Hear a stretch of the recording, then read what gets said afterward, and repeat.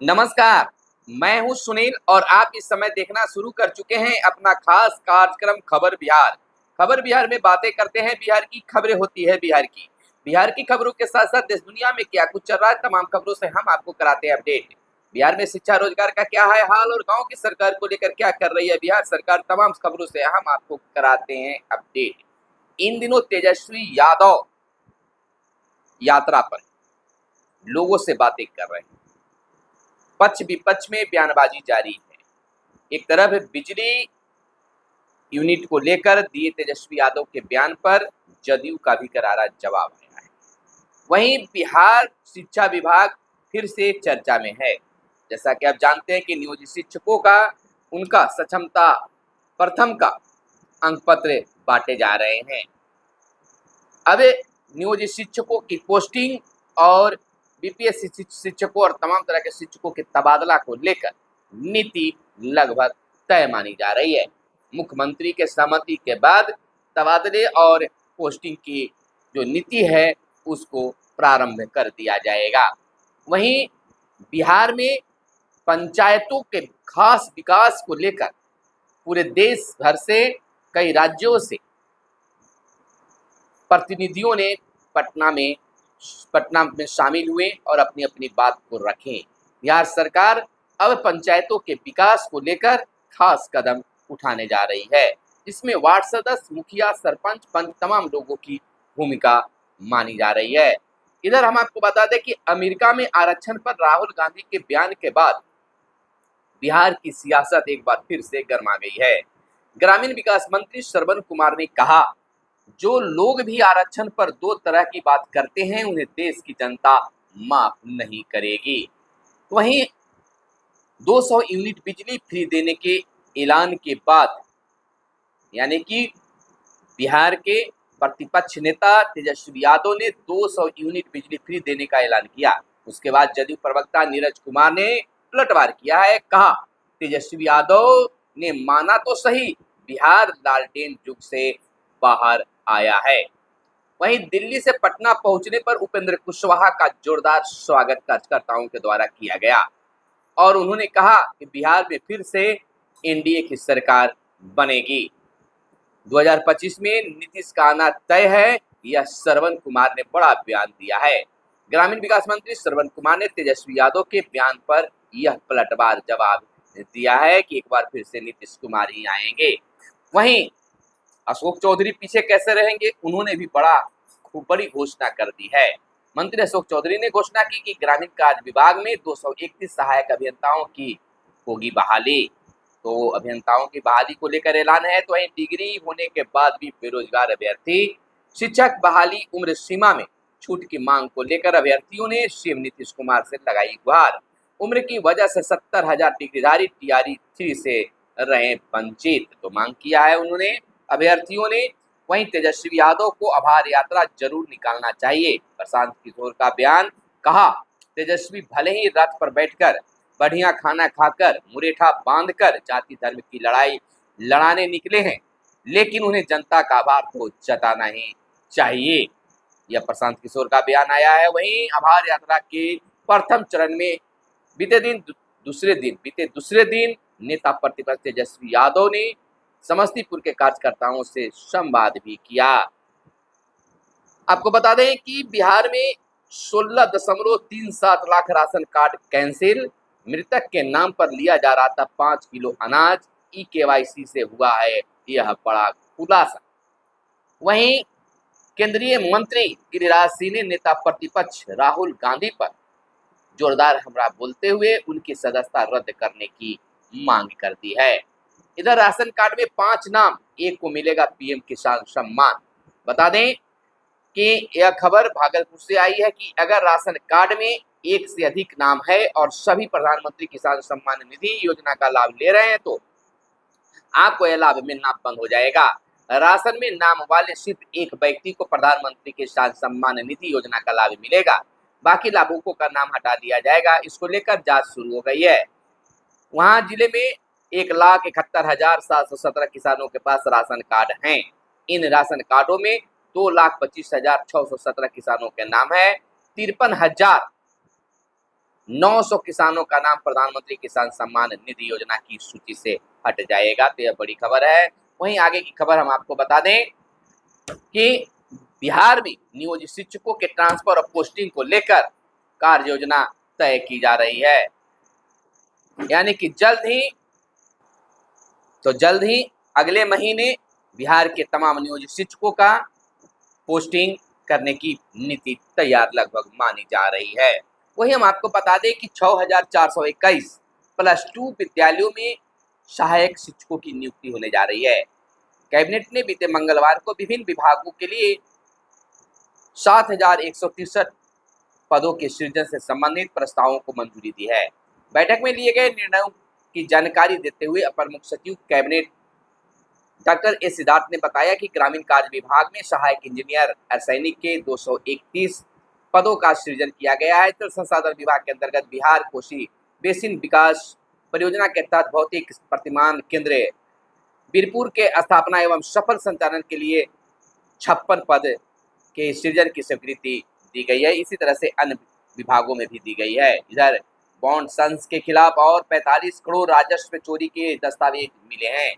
ED ने इस company के खिलाफ राजस्व चोरी के तमाम साक्ष्य ईओयू को सौंपा है। ब्रांड संस के निर्देशक पर एक और प्राथमिकी दर्ज करने की सिफारिश की गई है। अब तक 375 करोड़ की राजस्व चोरी सामने आई है। वहीं कृषि विभाग में नया निदेशालय बनेगा। भोजशाला में ग्रुप डी की बहाली अब तकनीकी सेवा आयोग से होगी। आपको बताते चले कि कृषि विभाग के अधीन कृषि विपणन निदेशालय का गठन किया जाएगा। यह नया निदेशालय होगा। मंगलवार को मुख्यमंत्री नीतीश कुमार की अध्यक्षता में हुई कैबिनेट की बैठक में इस प्रस्ताव को हरी झंडी दे दी गई है। इधर भोजशाला में समूह घ के रिक्त पदों पर नियुक्ति अब विभागीय पैनल के स्थान पर बिहार तकनीकी सेवा आयोग के माध्यम से की जाएगी। इसके लिए बिहार सचिवालय भोजशाला परिचारी विशिष्ट भर्ती एवं सेवा शर्त संशोधन नियमावली 2024 की स्वीकृति दी गई है। तो इस तरह से इसकी बहाली हो गई। वहीं राज्य में 7559 नए पदों पर होगी बहाली। उत्क्रमित उच्च विद्यालय स्कूलों में सहायक योजना विकास विभाग और पीएचडी में 350 यानी 350 कनीय अभियंताओं की भर्ती होगी। 1 करोड़ रुपए तक की योजना डीएम और 250 करोड़ की योजना प्रमंडलीय आयुक्त करेंगे स्वीकृत। वहीं राज्य में 4 स्टेट हाईवे के निर्माण का रास्ता साफ हो गया है, जिसमें खर्च होंगे 2100 करोड़ रुपए। वहीं लगातार गायब रहने वाले 7 डॉक्टर को बर्खास्त कर दिया गया है। इधर बिहार के पर्यटन स्थलों के प्रचार प्रसार के लिए बॉन्डिंग और मार्केटिंग नीति 2024 को भी मंजूरी बिहार कैबिनेट से दी गई है। तो बॉन्ड संस के खिलाफ और 45 करोड़ राजस्व चोरी का दस्तावेज मिले हैं, जिससे और हड़कंप मच गई है। वहीं आगे खबर बता दें कि लालू पर गिरिराज सिंह ने कहा है कि लालू परिवार सीएम के नाम का लॉकेट पाने का लालू परिवार नमक का फर्ज अदा नहीं कर रहा। केंद्रीय कपड़ा मंत्री गिरिराज सिंह ने राजद सुप्रीमो लालू प्रसाद और नेता प्रतिपक्ष तेजस्वी यादव पर प्रहार किया है।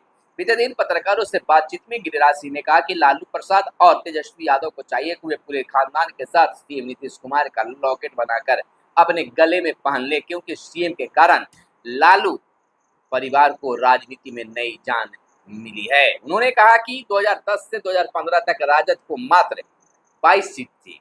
अगर नीतीश कुमार के जीवन में कभी भूल हुई हो तो वह है लालू प्रसाद जैसे शख्स को साथ लेना। आज लालू परिवार उस नमक का फर्ज अदा नहीं कर रहा है, इसलिए लालू परिवार को सीएम के नाम का लॉकेट पहनना चाहिए।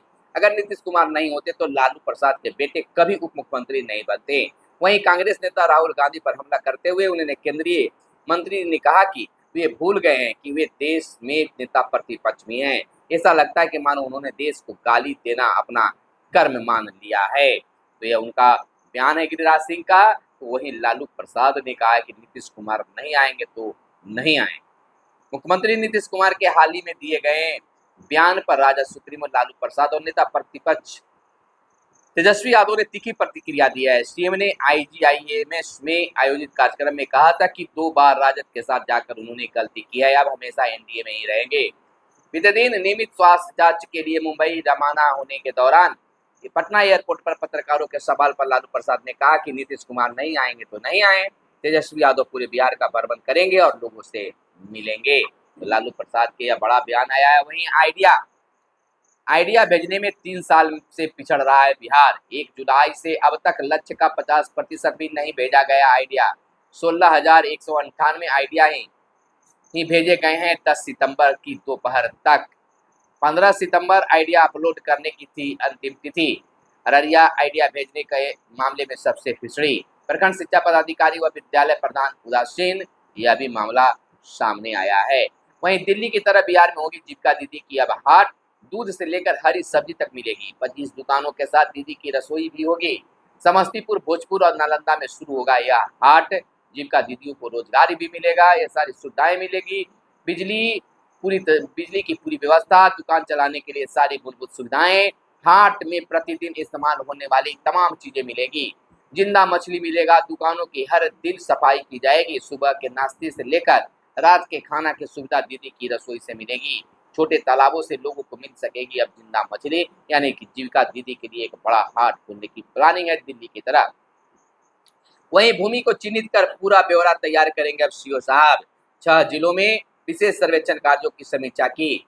रोस्टर के अनुसार ग्राम सभा का हो रहा है आयोजन। सरकारी भूमि का कस्टोडियन अंचलाधिकारी होते हैं। सरकारी भूमि का संरक्षण हर हाल में आवश्यक है।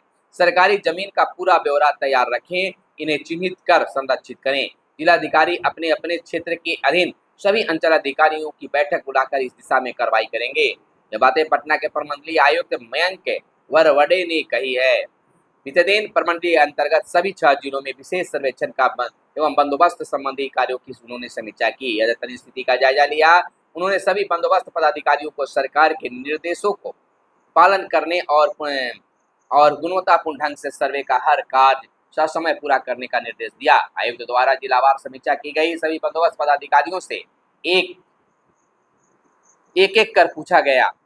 पटना के 1300, भोजपुर के 1158, बक्सर के 1105, रोहतास के 1998, कैमूर के 1700 और नालंदा के 396 मौजों में विशेष सर्वेक्षण का कार्य प्रगति पर है।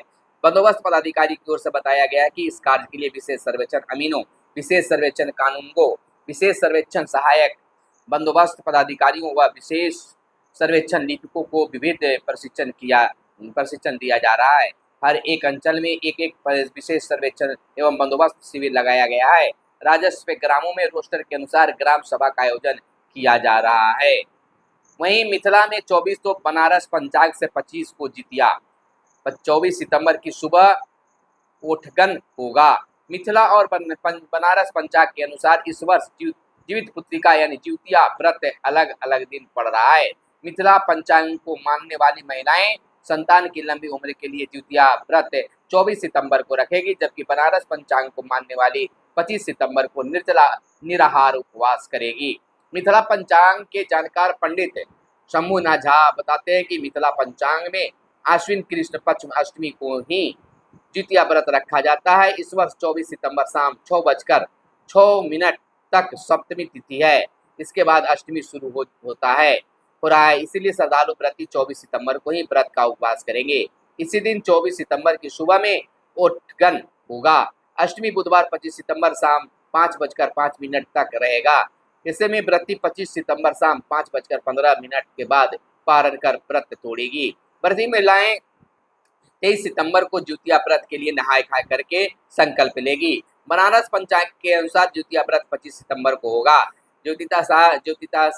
ज्योतिषाचार्य पिक युग बताते हैं कि काशी पंचांग के अनुसार 25 सितंबर को बुधवार की शाम 4:56 तक अष्टमी है। सप्तमी तिथि मंगलवार 4:55 के बाद समाप्त हो रहा है। इसके बाद अष्टमी तिथि शुरू होगा। बनारस पंचांग को मानने वाले व्रतियों के अनुसार उदया तिथि की अष्टमी को यह व्रत रखने की परंपरा है, इसलिए व्रती 25 सितंबर को व्रत का निर्जला निराहार उपवास करेगी। वहीं बता दें कि स्कूलों की समस्याओं की रिपोर्ट अब डिजिटल होगी। स्कूलों की समस्याओं की रिपोर्ट अब डिजिटल होगी, इसके लिए खास तैयारी चल रही है। हर माह प्रत्येक सप्ताह स्कूलों के निरीक्षण के क्रम में पाई गई कमियों की रिपोर्ट तैयार कर ई शिक्षा कोष पोर्टल पर अपलोड की जाएगी। स्कूलों की समस्या को कागजों पर ही सीमित रहती थी, उसी आधार पर कार्रवाई होती थी। वे सभी समस्याएं डिजिटल करने की जिम्मेवारी दी गई है। वहीं आगे की खबर हम आपको बता दें कि कोर्ट ने मांगा कल्याणकारी योजनाओं का ब्यौरा। पटना हाईकोर्ट ने विभाग से लाभार्थियों की विस्तृत रिपोर्ट की तलब की है। अगली सुनवाई 26 को होगी। एससी को महादलित श्रेणी से बाहर करने पर कोर्ट ने जताई थी चिंता।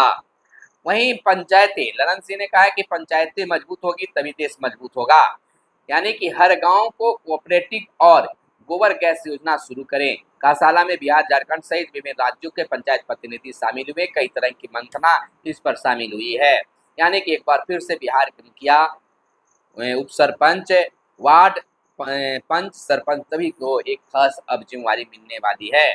सड़क परियोजनाओं की निगरानी अब खुद बिहार के मुख्यमंत्री नीतीश कुमार करेंगे। वन विभाग की आपत्ति के कारण फंसी सड़कों पर विशेष नजर। 14 से अधिक सड़क परियोजनाएं फिलहाल अटकी है बिहार में। वहीं आगे की खबर हम आपको बता दें कि जेपी गंगा पथ से पटना साहिब को जोड़ने के लिए सड़क जल्द बनेगी। माल सलामी के पास रेलवे की जमीन अधिग्रहित, पटना घाट के पास से संपर्क पथ बनेगा। यह खास सुविधा दी जाएगी। स्कूलों में शैक्षणिक गतिविधियों पर नजर रखने को टीम बने। निगरानी के लिए अद्यतन अनुश्रवण कोषांग गठित, अधिकारी, कर्मचारी, परिचारी सभी 17 सदस्य शामिल इसमें हुए हैं। तो यह खास से शिक्षा विभाग की पहल होने जा रही है। वहीं नगर निकाय नई एजेंसी करेगी स्वच्छता की प्रचार। स्वच्छता के प्रति लोगों को जागरूकता के लिए अब नगर निकाय नई एजेंसी काम करेगी। नगर विकास एवं आवास विभाग ने इस संबंध में 3 सितंबर को पत्र भी जारी कर दिया गया है, यानी किया है। वहीं बता दें आपको कि जमीन माफिया नहीं चाहते सर्वे हो, पर होकर रहेगा, यह दिलीप का कहना है। राजस्व एवं भूमि सुधार मंत्री डॉक्टर दिलीप कुमार जायसवाल ने कहा है कि कुछ जमीन माफिया नहीं चाहते हैं कि बिहार में सर्वे का काम पूरा हो।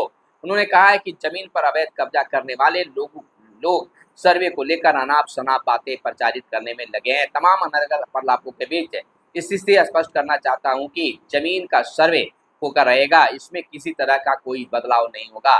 सर्वे का काम बददस्तूर अपने निर्धारित कार्यक्रम के तहत चलेगा और समय पर पूरा होगा। मंत्री ने बीते दिन पटना में पत्रकारों के एक सवाल के जवाब दे रहे थे। तो यानी जमीन सर्वे पर एक बार फिर से यह बयान आया है। वहीं जन सुनवाई, लेसीसी ने कहा कि सत्ता पाने का दिवा स्वप्न छोड़ दे तेजस्वी यादव। कहा जनता का सीएम नीतीश कुमार के प्रति विश्वास कायम है, सत्ता से दूर हो जाने की छटपटाहट में दे रहे हैं अनाप शनाप तेजस्वी यादव बयान।